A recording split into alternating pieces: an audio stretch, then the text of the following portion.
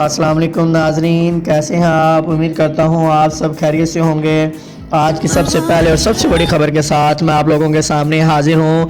लेकिन इस खबर से पहले मैं आप लोगों से एक दरख्वास्त करता हूँ कि मेरे चैनल को सब्सक्राइब कर लें। अगर आप लोगों ने मेरा चैनल सब्सक्राइब कर लिया है तो मेरी वीडियो को लाइक ज़रूर कर दें ताकि मेरी हौसला अफजाई होती रहे, और बेल का बटन ज़रूर दबा दें ताकि हर आने वाली नई खबर, नई वीडियो आप लोगों तक पहुँचती रहे। जी हाँ नाजरीन, आज की सबसे बड़ी और अहम खबर, स्कूल दोबारा खुलने का फैसला NCOC के इजलास में होगा। ये फरमाना था शफकत महमूद साहब का। इससे पहले हुकूमत और निजी स्कूलों की सुप्रीम काउंसिल के दरमियान बातचीत में स्कूलों के दोबारा खुलने के बारे में कोई हल नहीं निकल सका और दोनों जानिब तातुल जारी है। जबकि प्राइवेट स्कूल्स सुप्रीम काउंसिल 11 जनवरी 2021 से तालीमी इदारों को दोबारा खोलने के लिए अपने फैसले पर कायम है। वफाकी वज़ीर तालीम शफकत महमूद की सरबराही में हुकूमती वफद ने PSSC रहनुमाओं के वफद से मुलाकात की, ताहम इनकी बातचीत तातुल का शिकार हो गई क्योंकि वफाकी वज़ीर ने इस मामले में किसी आत्मी फैसले तक पहुँचने के लिए हुकूमत की जानिब से मज़ीद वक़्त का मुतालबा किया। जबकि प्राइवेट स्कूल सुप्रीम काउंसिल 11 जनवरी से तालीमी इदारों को दोबारा खोलने के लिए अपने फैसले पर कायम रही।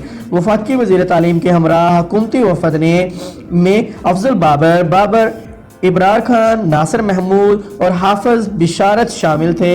PSSC के वफद ने मुलाकात के दौरान जोर देकर कहा कि हुकूमत को इनके मसाइल को समझने और इनके हल के लिए इक़दाम करने की ज़रूरत है। वफाकी वज़ीर तालीम शफकत महमूद ने कहा कि तालीमी इदारों को दोबारा खोलने का हातमी फ़ैसला 4 जनवरी को होने वाले national command and operation centre NCOC के इजलास में किया जाएगा।